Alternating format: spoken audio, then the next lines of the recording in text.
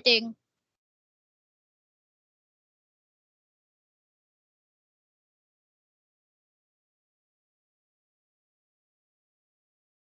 Good day to all of you. We will be presenting a case study on operations management implementation, and our chosen food industry is Mang Inasal, Philippines. If there is one thing that the Filipino are known for, it is the love for the food. That's why most of the business established nowadays are restaurants and fast food chains. Serving different menus they can offer, different foods, different ways of preparation, different equipment used. The ways of preparation and the cleanliness of the equipment or tools used can be a large impact on the taste, satisfaction of the customer, and the most importantly is in the safeness of the foods. We know that fast food establishments are known for having a fast service restaurant. Mang Inasal is one of the fastest growing food company in the Philippines. It started on December 2003, founded by Edgar Injapsia II. They offers chicken inasal, Pinoy palamig, bangus, pork barbecues, and other Filipinos products. Despite of the continuous growth of Mang Inasal, they are also experiencing issues and problems that created them to loss of profit, especially during this pandemic. Some of the branches got closed temporarily and some of their employees get fired.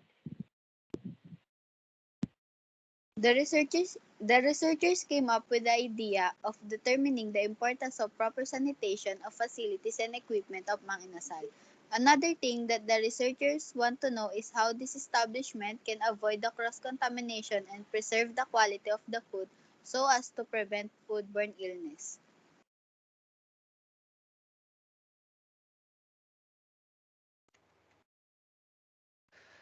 These are the problems we conducted in Mang Inasal. First one is how Mang Inasal improved their service quality issues regarding slow service, bad customer traffic, and tangy foods. Second is how Mang Inasal solved common customer complaints about the cleanliness, customer safety, and orderliness of their branches. And third is that how Mang Inasal manage safety protocols for food preparation and handling to keep the food safety standards to their customers. These are the two appropriate types of total quality management tools that Mang Inasal has used to improve their workforce. First one is check sheets. Check sheets helps Mang Inasal to analyze the data for corrective and preventive actions para ma-improve nila at mabawasan ang mga delays regarding sa kanilang service. It enables faster capturing and compiling of data and allow the data to be recorded in a consistent manner and enable capturing essential contextual and descriptive information that may be overlooked or forgotten. Ginagamit nila ito para ma-collect yung mga failure informations at specific process steps. Mang Inasal had improved its employees' quality service and food safety standards that lessened customer complaints. Also, it improved their safetiness and orderliness by assessing its minor accidents, gaya ng mga pagkadulas dahil sa wet floors o kaya sa mga natapon na chicken oils.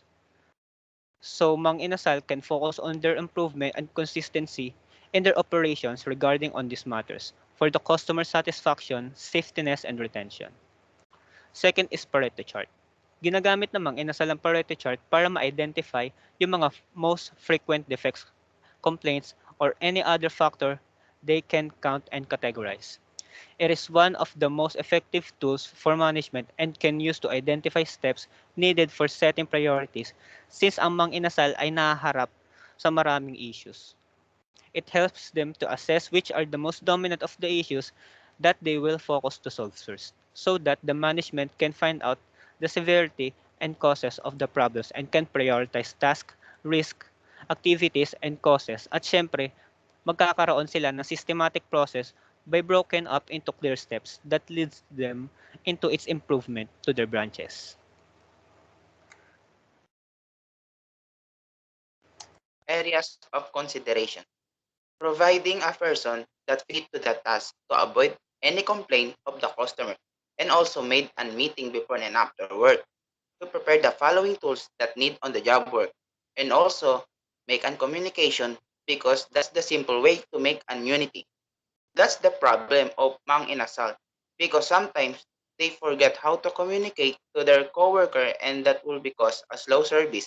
Kinakailangan natin na fit na person ang inilalagay natin sa task nila para ma-provide natin ang service na binibigay natin sa ating mga customer.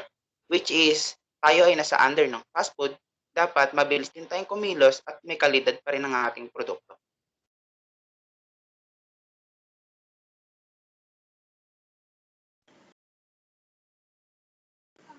Alternative courses of action. The employee of the establishment must know how to properly clean and sanitize their workstations. It must be always clean to avoid cross-contaminations, which can affect the health of the customers negatively, or worse, it can badly affect their company too. Also, the employee must have a training before working in the establishment so that they can avoid lack of knowledge when preparing the food they serve. And they must also know how to work under pressure. Lastly, managers from the said establishment must be well-mannered and well-trained in communicating to some of the customers if they encounter any problems. Importante sa mga employee na meron silang good listening and communication skills dahil hindi natin di natin alam kung anong klaseng customers yung ma-encounter natin sa pang-araw-araw. And also, dapat alam din nila paano mag-handle ng customer complaints and paano mag-answer ng mga customers, kung paano mag-answer ng customers ng kalmado pa rin para ma-avoid yung mga misunderstanding. So, may mga advantage and disadvantage din yung courses of action, which is the advantages are improved listening and communication skills, able to work under pressure, and good and well-trained employee. And the disadvantages are employee doesn't take the training seriously, the kitchen environment can be stressful, and difficulties in managing the time.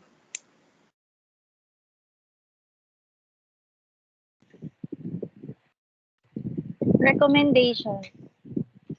Even though that Mang Inasal is now successful fast food establishment, there are still problems that they might encounter. So we the researchers have listed some recommendations that might help Mang Inasal to improve the quality of their service, how to address their customers' complaint, and how they will maintain the safety protocols for food preparation to their customers. So first is the service quality.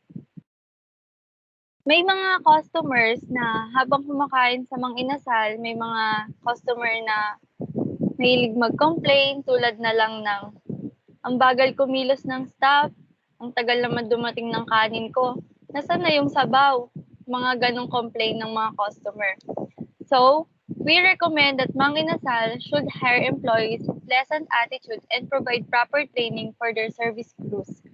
Because having a better training also means better processes.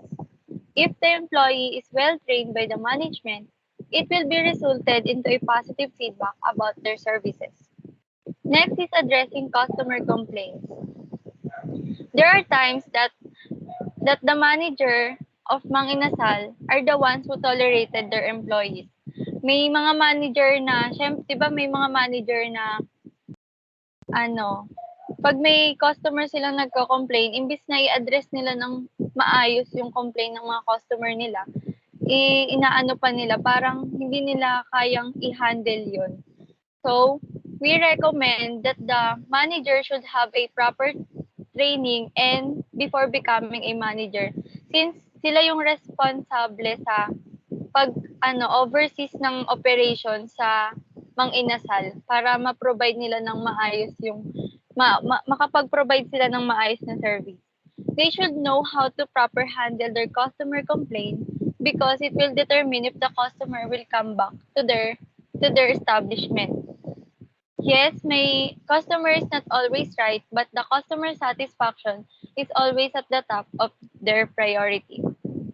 Next is maintaining safety protocols for food preparation. Kilala ang Mang Inasal sa pagkakaroon ng unlimited rice promo. During this pandemic, madaming nagbago sa patakaran nila pagdating sa mga pagbibigay ng kanin, ganon. Mang Inasal is really good because they already know how to maintain the safety protocols for the food that is being served to their customers. But the only thing that we recommend is that They should maintain the cleanliness of their kitchen. And also, when it comes to serving the utensils, they should provide a disposable spoon and fork instead of silverware utensils to avoid having COVID-19.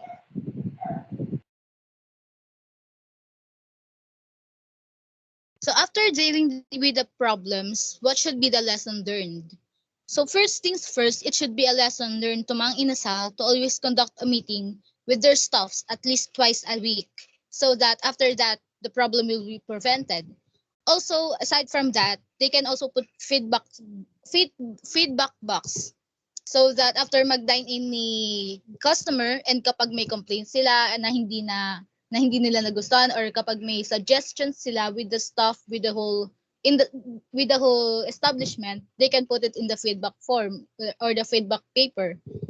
So after nun, yung manpower should be practiced to assist the customers fastly para ma-prevent or ma-lessen yung complaints.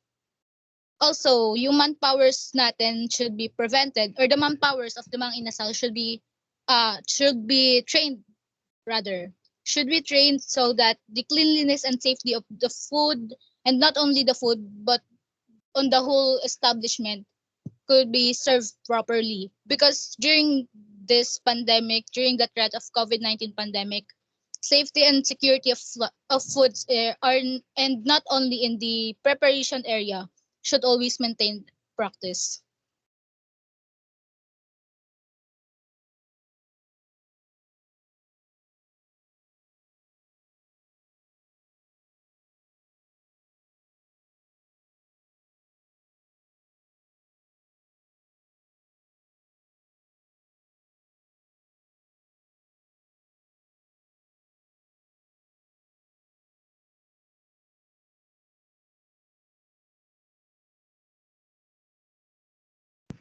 Thank you for listening. That's all. Thank you.